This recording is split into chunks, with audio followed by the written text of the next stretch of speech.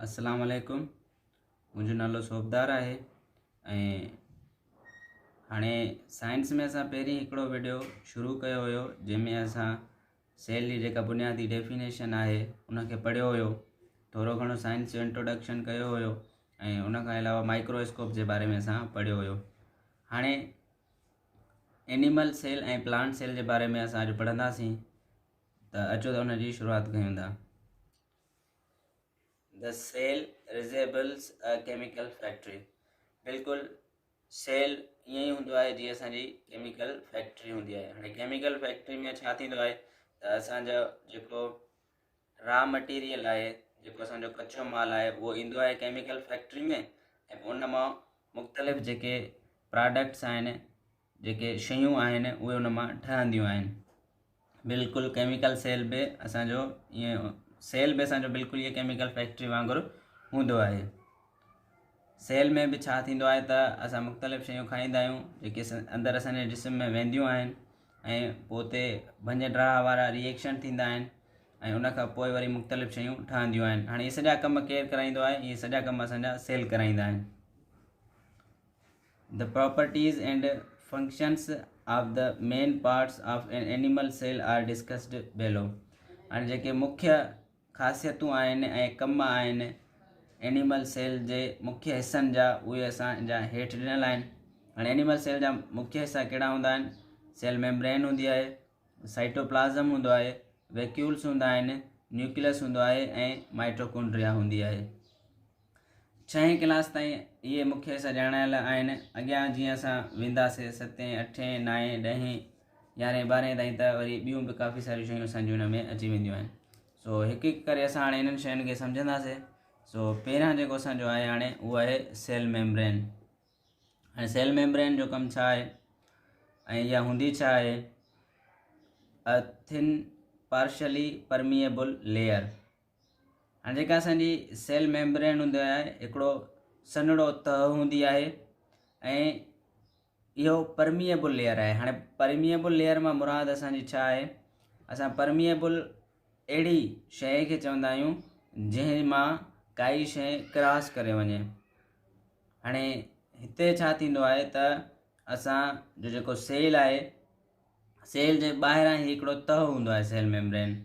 हाणे सेल में अंदरि शयूं दाख़िल बि थींदियूं आहिनि ऐं सेल खां ॿाहिरि शयूं निकिरंदियूं बि आहिनि, त उहे हिन सेल मेम्ब्रेन जी मदद सां ॿाहिरि ईंदियूं आहिनि ऐं सेल मेम्ब्रेन जी मदद सां सेल जे अंदरि दाख़िल थींदियूं आहिनि। उन में नंढड़ा कुझु सुराख हूंदा आहिनि जंहिंजे ज़रिए उहे शयूं अंदरि दाख़िल थींदियूं आहिनि ऐं ॿाहिरि निकिरंदियूं आहिनि। तंहिं करे असां चऊं था त हीउ जेको आहे सो पार्शली परमिएबल असांजो हिकिड़ो लेयर आहे। हाणे अॻियां हिन जे बारे में छा लिखियलु आहे? Allows some substances to pass through it. हाणे कुझु जेको आहे सो सबस्टेंस, कुझु अहिड़ा मादा हूंदा आहिनि जिन खे ही इजाज़त ॾींदो आहे त सेल जे अंदरि दाख़िल थियनि ऐं उन खां अलावा इजाज़त ॾींदो आहे त सेल खां ॿाहिरि निकिरनि। Stops other substances. उहा ई ॻाल्हि जेका मां तव्हांखे ॿुधाई त कुझु सबस्टेंसिस खे ही रोकींदो आहे जेकी अंदरि दाख़िल न थियनि। उन खां पोइ असांजो आहे साइटोप्लाज़म। हाणे साइटोप्लाज़म छा आहे? A jelly like substance. ही जेलीअ वांगुरु हिकिड़ो मादो हूंदो आहे असांजो। Contains many chemicals. हिन जे अंदरि तमामु घणा केमिकल्स मौजूदु हूंदा आहिनि जेकी ज़रूरी हूंदा आहिनि उते रिएक्शन वग़ैरह कराइण जे लाइ।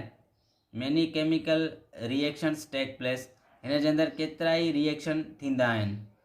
हाणे जेके बि रिएक्शन असांजा थींदा आहिनि किथे थींदा आहिनि? साइटोप्लाज़म में। ऐं साइटोप्लाज़म में छा मौजूदु हूंदो आहे? केमिकल्स मौजूदु हूंदा आहिनि ऐं हीअ जेलीअ जहिड़ो हिकिड़ो मादो आहे। It contains vacuoles, nucleus, mitochondria, ribosomes, lysosomes etc। हाणे साइटोप्लाज़म में अंदरि असांजा वैक्यूल्स हूंदा आहिनि, न्यूक्लियस हूंदो आहे, माइटोकॉन्ड्रिया हूंदी आहे, राइबोसोम्स हूंदा आहिनि ऐं लाइसोसोम्स हूंदा आहिनि। हाणे इहे छा आहिनि? इन्हनि खे बि असां हिकु हिकु करे पढ़ंदासीं। हाणे असां चऊं था हाणे वैक्यूल्स ते, त वैक्यूल्स छा हूंदा आहिनि? Contain air, liquid or food particles. Vacuoles जे अंदरि असांजी हवा मौजूदु हूंदी आहे, पाणियाठ मौजूदु हूंदी आहे लिक्विड, ऐं उन खां अलावा फूड पार्टिकल्स, खाधे जा जेके ज़रड़ा हूंदा आहिनि उहे बि इन वैक्यूल्स में मौजूदु हूंदा आहिनि। स्मॉल एंड न्यूमरस इन नंबर, ये तमामु नंढा हूंदा आहिनि ऐं तमामु घणे तादाद में हूंदा आहिनि। माना इलाही सारा जेको आहे सो वैक्यूल्स मौजूदु हूंदा आहिनि एनिमल सेल में ऐं ये छा हूंदा आहिनि, साइज़ में नंढड़ा हूंदा आहिनि। It controls all the chemical reactions of the cell, हाणे सेल में जेके बि केमिकल रिएक्शंस थींदा आहिनि उन्हनि सभिनी खे वैक्यूल्स कंट्रोल कंदा आहिनि, पंहिंजे ज़ाब्ते में रखंदा आहिनि। कंटेन्स क्रोमोसोम्स, हाणे वैक्यूल्स जे अंदरि असांजा छा हूंदा आहिनि, क्रोमोसोम्स मौजूदु हूंदा आहिनि। उन खां पोइ असांजो जेको अॻिलो आहे सेल जो मुख्य हिसो उहो असांजो क्रोमोसोम्स आहे। हाणे अचो त क्रोमोसोम्स जे बारे में पढ़ूं था। क्रोमोसोम्स छा हूंदा आहिनि, थ्रेड लाइक मटीरियल्स, धागे जहिड़ा असांजा ही मटीरियल्स हूंदा आहिनि। धागे वांगुरु असांजा जेको आहे सो ही ठहियल हूंदा आहिनि, धागे जहिड़ी हिननि जी शिकिल हूंदी आहे असांजी। Passed down from parents to their of spring, हाणे ही जेके क्रोमोसोम्स आहिनि उहे वालदेन खां औलाद ॾांहुं मुंतकिल थींदा आहिनि। वालदेन जो जेको सेल हूंदो आहे उन खां औलाद जे सेल ॾांहुं ही मुंतकिल थींदा आहिनि। स्टोर केमिकल इंस्ट्रक्शंस, हाणे हिननि में केमिकल इंस्ट्रक्शंस माना कीमियाई हिदायतूं हिननि में दाख़िल थियल जमा थियल हूंदियूं आहिनि। हाणे असल में पेरेंट्स जूं आदतूं औलाद में हूंदियूं आहिनि, वालदेन जूं आदतूं औलाद में हूंदियूं आहिनि, उहे हिन क्रोमोसोम्स जी मदद सां जेको आहे सो ईंदियूं आहिनि। क्रोमोसोम्स में उहे स्टोर थियल हूंदियूं आहिनि, जमा थियल हूंदियूं आहिनि। उन खां पोइ असांजो आहे structure of a typical plant cell. हाणे अॻिलो जेको असांजो नेक्स्ट टॉपिक आहे उहो आहे structure of a typical plant cell. Plant cell जी जेका बनावट आहे उन जे बारे में असां पढ़ंदासीं ऐं सिखंदासीं। The properties and functions of parts of a plant cell are given below. हाणे प्लांट सेल जा जेके मुख्य हिस्सा आहिनि उन्हनि जूं जेके ख़ासियतूं आहिनि ऐं उन्हनि जा जेके कम आहिनि उहे असां हेठि सिखंदासीं। हाणे मुख्य हिस्सा कहिड़ा हूंदा आहिनि प्लांट सेल में, सेल वाल हूंदी आहे, सेल मेम्ब्रेन हूंदी आहे, साइटोप्लाज़म हूंदो आहे, लार्ज वैक्यूल हूंदो आहे ऐं क्लोरोप्लास्ट हूंदो आहे। हाणे सभ खां पहिरीं असां चवंदा सेल वाल ते, त सेल वाल छा हूंदी आहे। अ थिक परमिएबल लेयर, ही जेको आहे सो हिकिड़ो तमामु थुल्हो तह हूंदो आहे ऐं परमिएबल हूंदा आहे। परमिएबल मां मुराद छा आहे त हिन मां बि काफ़ी सारियूं शयूं सेल जे अंदरि दाख़िल थी सघंदियूं आहिनि ऐं काफ़ी सारियूं शयूं सेल खां ॿाहिरि निकिरी सघंदियूं आहिनि। कुझु शयुनि खे ही इजाज़त ॾींदो आहे त सेल जे अंदरि दाख़िल थियनि, कुझु खे इजाज़त न ॾींदो आहे। इन जे करे असां हिनखे चवंदा आहियूं त इहो परमिएबल आहे, माना हिन में नंढड़ा सुराख हूंदा आहिनि। Made up of A tough substance called cellulose, हाणे हिकिड़ो असांजो सबस्टेंस आहे जंहिंखे असां सेल्यूलोज छॾींदा आहियूं।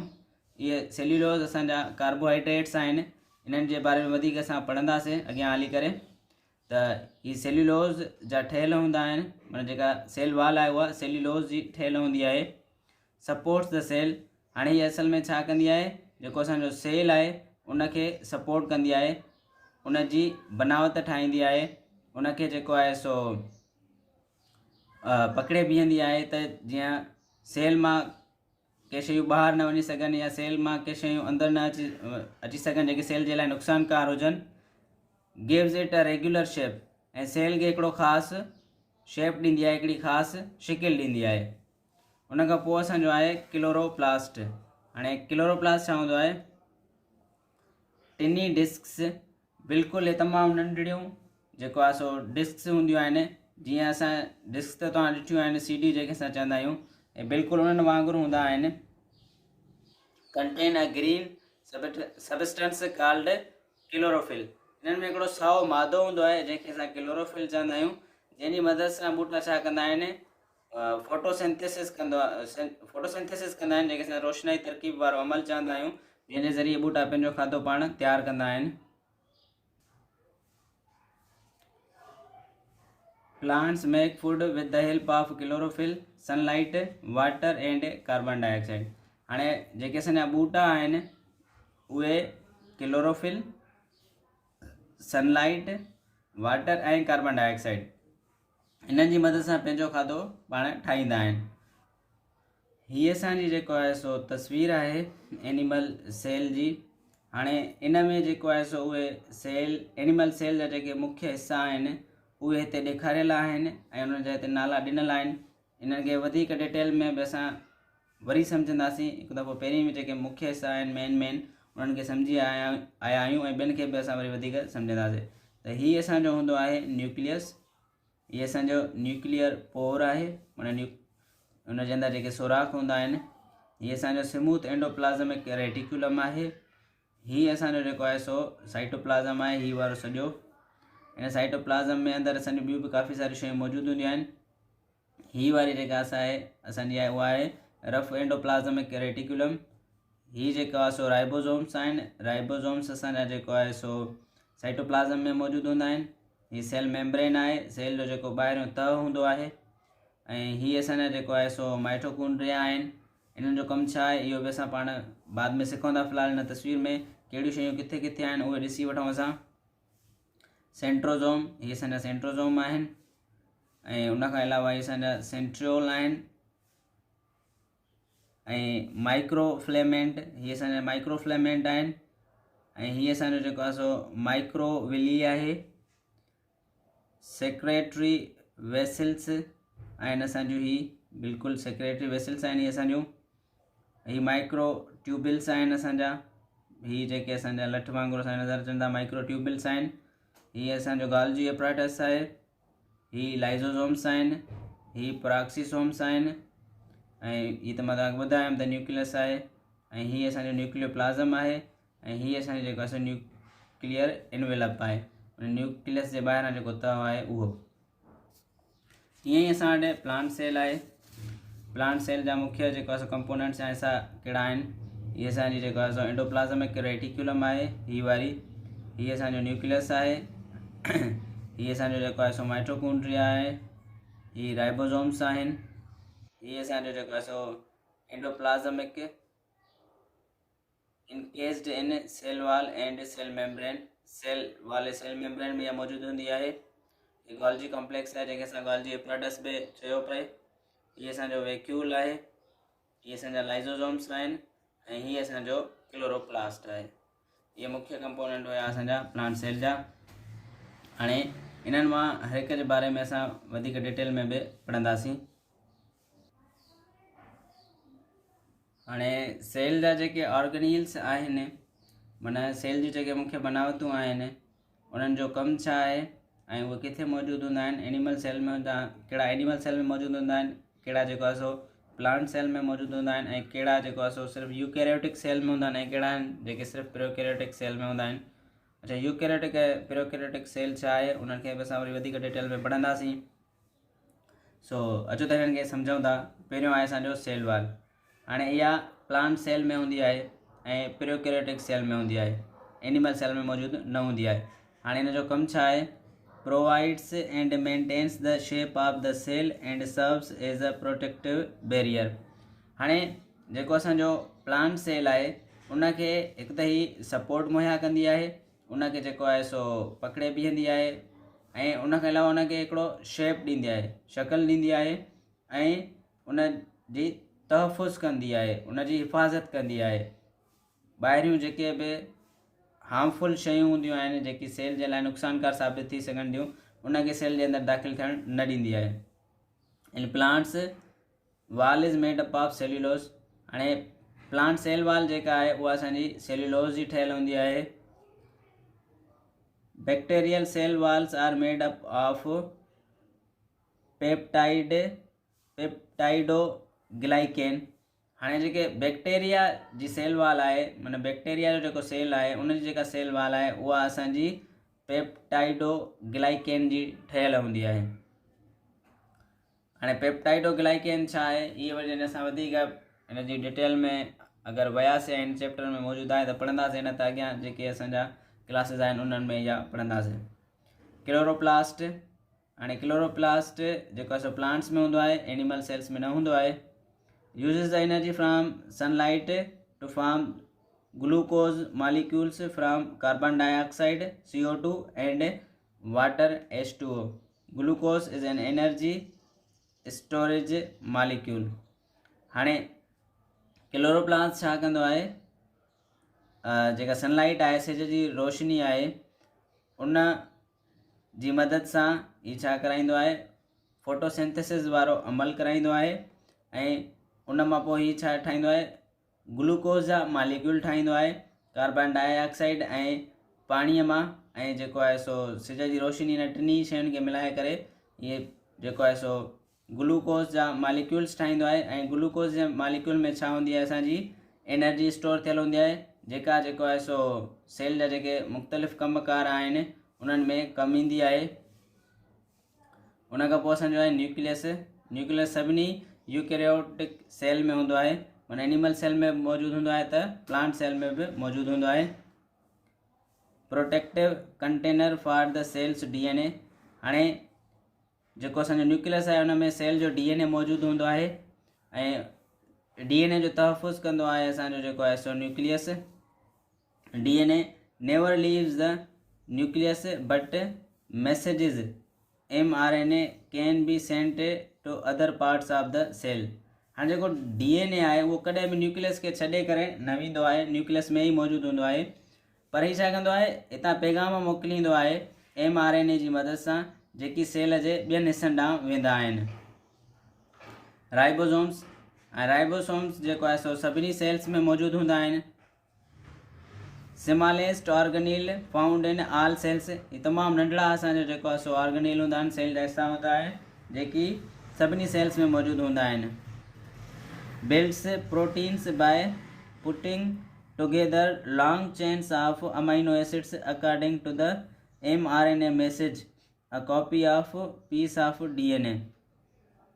हाणे ही छा कंदो आहे, असांजो राइबोसोम्स छा कंदा आहिनि, इहे प्रोटीन्स ठाहींदा आहिनि।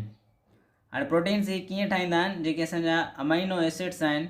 हाणे अमाइनो एसिड्स ऐं प्रोटीन्स छा आहिनि, इहे बि असांजा अॻियां ईंदा, उन्हनि खे पढ़ंदासीं। प्रोटीन माना असांजा जेको आहे सो बॉडी जे अंदरि हिकिड़ा मैक्रो मॉलिक्यूल्स हूंदा आहिनि, जेके असांखे मुख़्तलिफ़ कमनि कारनि में जेको आहे सो असांखे एनर्जी मुहैया कंदा आहिनि।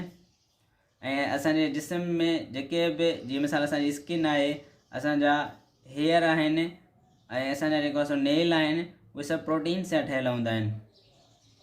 सो हाणे ही छा कंदो आहे, राइबोसोम्स छा कंदा आहिनि, जेके बि असांजा अमाइनो एसिड्स आहिनि उन्हनि जी हिकिड़ियूं चेन ठाहींदा आहिनि, उन्हनि जे विच में हिकिड़ो लिंक ठाहींदा आहिनि ऐं उन्हनि खे गॾाए करे असांजा ही प्रोटीन्स ठाहींदा आहिनि। हाणे प्रोटीन्स कीअं ठाहींदा आहिनि, जेको पैगाम आयो आहे न्यूक्लियस खां mRNA जे ज़रिए, हाणे उन में सॼी उहा मालूमात जमा थियल हूंदी आहे, उन जे हिसाब सां ही छा कंदा आहिनि, असांजा प्रोटीन्स ठाहींदा आहिनि। Thousands in each sale, ribosomes हर हिकु सेल में हज़ारनि जी तादाद में हूंदा आहिनि। माइटोकॉन्ड्रिया ऑल यूकैरियोट्स, हाणे माइटोकॉन्ड्रिया सभिनी यूकैरियोटिक सेल्स में मौजूदु हूंदी आहे। Power house of the cell, हाणे हिनखे असां सेल जो पावर हाउस चवंदा आहियूं। सेल खे जेका बि पावर मिलंदो आहे उतां माइटोकॉन्ड्रिया में मिलंदो आहे। कन्वर्ट्स ग्लूकोज इनटू एटीपी, ही छा कंदो आहे, जेको असांजो ग्लूकोज आहे उनखे एटीपी में मटाईंदो आहे। एटीपी असांजो छा हूंदो आहे, एडिनोसाइन ट्राइफॉस्फेट, हीअ असांजो हिकिड़ो एनर्जीअ जो मालिक्यूल हूंदो आहे। ही ग्लूकोज खे एटीपी में मटाईंदो आहे। An energy molecule used in almost every reaction the cell does. मां जीअं त तव्हांखे ॿुधायो त एटीपी असांजो हिकिड़ो एनर्जी जो मालिक्यूल हूंदो आहे, जेको छा कंदो आहे, सेल में मौजूदु हर हिकु रिएक्शन कराईंदो आहे, माना हर हिकु रिएक्शन सेल में मौजूदु इन जी मदद सां थींदो आहे। उन खां पोइ असांजो सेल मेम्ब्रेन आहे। सेल मेम्ब्रेन बि सभिनी सेल्स में मौजूदु हूंदो आहे। Controls what molecules are allowed in and out of the cell, हाणे ही कंट्रोल कंदो आहे त कहिड़ा मालिक्यूल सेल में अंदरि दाख़िल थींदा ऐं कहिड़ा मालिक्यूल सेल खां अंदरि ॿाहिरि वेंदा। Also called the plasma membrane, इनखे असां प्लाज़्मा मेम्ब्रेन बि सॾींदा आहियूं। Made of a sea of phospholipids molecules that together form the outer barrier of the cell. हीअ असांजो जेको आहे सो फॉस्फोलिपिड्स जो ठहियलु हूंदो आहे। ऐं लिपिड्स छा हूंदा आहिनि, इहे बि असां अॻियां हली करे मैक्रो मालिक्यूल्स वारे चैप्टर में पढ़ंदासीं। ऐं ॿाहिरियों जेको रुकावट आहे, रंडक आहे, उहा असांजी सेल मेम्ब्रेन ठाहींदी आहे। साइटोप्लाज़म, हाणे साइटोप्लाज़म बि सभिनी सेल्स में मौजूदु हूंदो आहे। The liquid that fills the cell, हाणे इहो उहो लिक्विड हूंदो आहे जेको सेल में भरियलु हूंदो आहे। contains lots of proteins and dissolved ions that are involved in many cell reactions. हाणे हिन में असांजा प्रोटीन्स हूंदा आहिनि ऐं आयन्स हूंदा आहिनि जेकी मुख़्तलिफ़ जेको आहे सो केमिकल रिएक्शन्स में हिसो वठंदा आहिनि ऐं मुख़्तलिफ़ केमिकल रिएक्शन्स इहे कराईंदा आहिनि. वैक्यूल सभिनी यूकेरियोटिक सेल में मौजूदु हूंदो आहे. Basically a membrane enclosed sac that can be filled with anything the cell needs to keep separate, stores food, water, etc. In plants, the vacuole also helps the cell maintain its rigidity. हाणे बुनियादी तौर ते जेको असांजो vacuole हूंदो आहे हिकिड़ो membrane हूंदो आहे जंहिंजे ॿाहिरां हिकिड़ो तह हूंदो आहे ऐं इन में असांजी काई बि शइ जेको आहे सो जेका सेल खे ज़रूरत में हूंदी आहे उहा हूंदी आहे इन में. ऐं इहो जेको आहे सो सेल जे ॿियनि हिसनि खां परे हूंदो आहे, सेपरेट हूंदो आहे, अलॻि हूंदो आहे. इन में असांजो खाधो जमा थियलु हूंदो आहे, पाणी जमा थियलु हूंदो आहे ऐं जेके ॿूटनि जो सेल आहे उन्हनि में जेको वैक्यूल आहे उहो उनखे सख़्तीअ वारी शिकिल बि ॾींदो आहे ऐं उनजी जेका रिजिडिटी आहे, सख़्ती आहे ऐं हार्डनेस आहे उनखे बि मेंटेन रखंदो आहे. गोल्जी बॉडी, हाणे गोल्जी बॉडी सभिनी यूकेरियोटिक सेल्स में हूंदी आहे ऐं गोल्जी बॉडीज़ छा कंदा आहिनि, प्रोडक्ट्स रिसीव कंदा आहिनि एंडोप्लाज़मिक रेटिकुलम खां. जेके बि बनावतूं ठही ईंदियूं आहिनि, जेके बि शयूं ठही ईंदियूं आहिनि एंडोप्लाज़मिक रेटिकुलम खां उन्हनि खे ही हासिलु कंदा आहिनि ऐं जेके मॉडिफिकेशन्स आहिनि उन्हनि में वधीक कहिड़ियूं शयूं ऐड करणियूं आहिनि, वधीक उन्हनि खे कीअं सही करिणो आहे, उन्हनि में जेको आहे सो नवाण कहिड़ी आणणी आहे उहे गोल्जी बॉडीज़ कंदियूं आहिनि असांजूं. It also sorts these products and sends them to their final destinations. हाणे ही वरी छा कंदा आहिनि, इहे जेके प्रोडक्ट्स इन्हनि खे हासिलु थियूं इन्हनि खे वरी उन्हनि जी आख़िरी मंज़िल ताईं इहे पहुचाईंदियूं आहिनि असांजूं गोल्जी बॉडीज़. लाइज़ोसोम्स बि सभिनी यूकेरियोटिक सेल्स में मौजूदु हूंदा आहिनि. A membrane enclosed bag of digestive juices.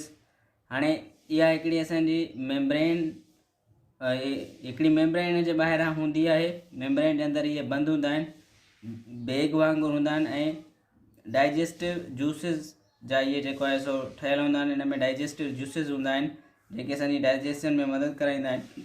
Brake down large molecules and old cell parts into their components that can be recycled to build new cell parts. हाणे ही छा कंदा आहिनि, जेके वॾा मॉलिक्यूल्स हूंदा आहिनि उन्हनि खे टोड़ींदा आहिनि, वॾा खाधे जा जेके मॉलिक्यूल हूंदा आहिनि उन्हनि खे टोड़ींदा आहिनि ऐं ॿियो सेल जा जेके पुराणा हिसा आहिनि उन्हनि खे टोड़ींदा आहिनि ऐं उन्हनि खे वापसि वरी जेको आहे सो उन्हनि मां नवां हिसा सेल जा ई ठाहींदा आहिनि. रफ एंडोप्लाज़मिक रेटिकुलम इहा बि सभिनी यूकेरियोटिक सेल्स में मौजूदु हूंदी आहे. Large folded membrane system studied with ribosomes. हाणे रफ एंडोप्लाज़मिक रेटिकुलम असांजो हिकिड़ो तमामु वॾो जेको आहे सो फोल्ड थियल वेढ़ियल हिकिड़ी मेम्ब्रेन हूंदी आहे, मेम्ब्रेन सिस्टम हूंदो आहे जंहिंमें असांजा राइबोसोम्स बि उन जे मथां हूंदा आहिनि. Ribosomes build proteins and the endoplasmic reticulum helps fold or modify them. हाणे राइबोसोम्स असांजा छा कंदा आहिनि, प्रोटीन्स ठाहींदा आहिनि ऐं जेका एंडोप्लाज़मिक रेटिकुलम आहे उहा छा कंदी आहे, उन्हनि खे मॉडिफाई कंदी आहे. उन में जेके वधीक शयूं दुरुस्त करणियूं आहिनि उहे असांजा रफ एंडोप्लाज़मिक रेटिकुलम कंदी आहे. Products are shipped to the Golgi. उनखां पोइ जेके प्रोडक्ट्स आहिनि ही गोल्जी बॉडी ॾांहुं सेंड कंदा आहिनि, मोकिलींदा आहिनि. Smooth endoplasmic reticulum. हाणे स्मूथ एंडोप्लाज़मिक रेटिकुलम सभिनी यूकेरियोटिक सेल्स में मौजूदु हूंदी आहे. Large folded membrane system. हाणे हीअ बि जेको आहे सो हिकिड़े थुल्हे मेम्ब्रेन सिस्टम जे अंदरि मौजूदु हूंदी आहे. Puts together lipids and is important in making new membranes. हाणे हीअ छा कंदी आहे, जेके असांजा लिपिड्स आहिनि उन्हनि खे गॾाए ऐं तमामु अहम मेम्ब्रेन्स जेको आहे सो ही ठाहींदी आहे. माना मेम्ब्रेन ठाहिण में ही असांजी जेको आहे सो कमु ईंदी आहे, मदद कंदी आहे. उनखां पोइ असांजा आहिनि माइक्रोट्यूब्यूल्स एंड माइक्रोफ्लेमेंट्स. ही बि सभिनी जेको आहे सो यूकेरियोटिक सेल्स में हूंदियूं आहिनि. long tubes or cord like structures that provide the cells internal structure and allow cell movement। हाणे ही जेको तमामु वॾा ट्यूब्स हूंदा आहिनि ऐं उन खां अलावा जेको आहे सो कॉर्ड वांगुरु हिननि जी हिकिड़ी स्ट्रक्चर हूंदी आहे। हाणे हीअ छा कंदा आहिनि, सेल जा जेके अंदरियां सेल जूं जेके अंदरियूं बनावटूं आहिनि ऐं सेल जी जेका मूवमेंट आहे उनखे जेको आहे सो हीअ कंट्रोल कंदा आहिनि। उनखे जेको आहे सो सेल जे अंदरि कहिड़ियूं शयूं अलो थियनि या न थियनि उन्हनि में जेको आहे सो हिननि जो कमु हूंदो आहे। Other organelles are anchored to this network called the cytoskeleton. हाणे हिकिड़ी ॿी जेको आहे सो हिकिड़ा ॿिया ऑर्गेनील्स हूंदा आहिनि जेकी हिननि सां सलाड़ियल हूंदा आहिनि, इन नेटवर्क सां सलाड़ियल हूंदा आहिनि, जंहिंखे असां साइटोस्केलेटन चवंदा। Work together in muscle contraction and the motion of cilia and flagella. ही जेको आहे सो मसल कंट्रेक्शन में कमु कंदा आहिनि गॾिजी करे, ऐं जेको मोशन आहे सीलिया जो ऐं फ्लैजिला जो उन में बि ही गॾिजी कमु कंदा आहिनि असांजा जेको आहे सो माइक्रोट्यूबिल्स ऐं माइक्रोफिलेमेंट सां गॾिजी करे। हाणे असां जेको आहे सो सम्झूं था त यूकैरियोटिक सेल छा हूंदो आहे ऐं प्रोकैरियोटिक सेल छा हूंदो आहे। सभ खां पहिरीं असां प्रोकैरियोटिक सेल खे सम्झंदासीं। हाणे जेको प्रोकैरियोटिक सेल आहे इहे जेको आहे सो सिंपल हूंदा आहिनि, स्ट्रक्चर में ॾाढा सादा हूंदा आहिनि। Do not have a prominent nucleus, इन्हनि खे हिकिड़ो ख़ासि न्यूक्लियस न हूंदो आहे। सिमिलर इन साइज़ में नंढा हूंदा आहिनि। Cell wall is made up of peptidoglycan, हिननि जी जेका सेल वॉल आहे उहो पेप्टाइडोग्लाइकेन जी ठहियलु हूंदी आहे। Ribosomes are small in size, ribosomes जेके हिन में मौजूदु हूंदा आहिनि उहे साइज़ में नंढा हूंदा आहिनि। Do not have a cell membrane, इन्हनि में सेल मेम्ब्रेन न थींदी आहे। यूनिसेल्युलर, अच्छा जेके प्रोकैरियोट्स आहिनि उहे हमेशह यूनिसेल्युलर हूंदा आहिनि। माना प्रोकैरियोट्स में जेके सेल मौजूदु हूंदो आहे उहो हमेशह यूनिसेल्युलर सेल हूंदो आहे। उन खां पोइ असांजो यूकैरियोट्स आहिनि। जेके यूकैरियोट्स हूंदा आहिनि, यूकैरियोट्स में असांजो जेको आहे यूकैरियोटिक सेल हूंदो आहे हीअ कॉम्प्लेक्स हूंदा आहिनि, स्ट्रक्चर में पेचीदा हूंदा आहिनि। हिननि में हिकिड़ो ख़ासि न्यूक्लियस हूंदो आहे।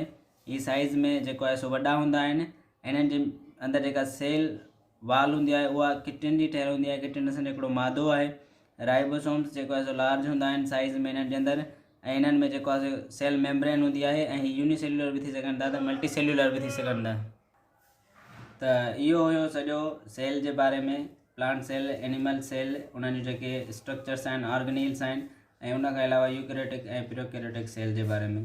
अगरि हीउ मुंहिंजो वीडियो तव्हांखे पसंदि आयो आहे त हिनखे लाइक कयो, शेयर कयो ऐं मुंहिंजे चैनल खे ज़रूरु सब्सक्राइब कयो। महिरबानी।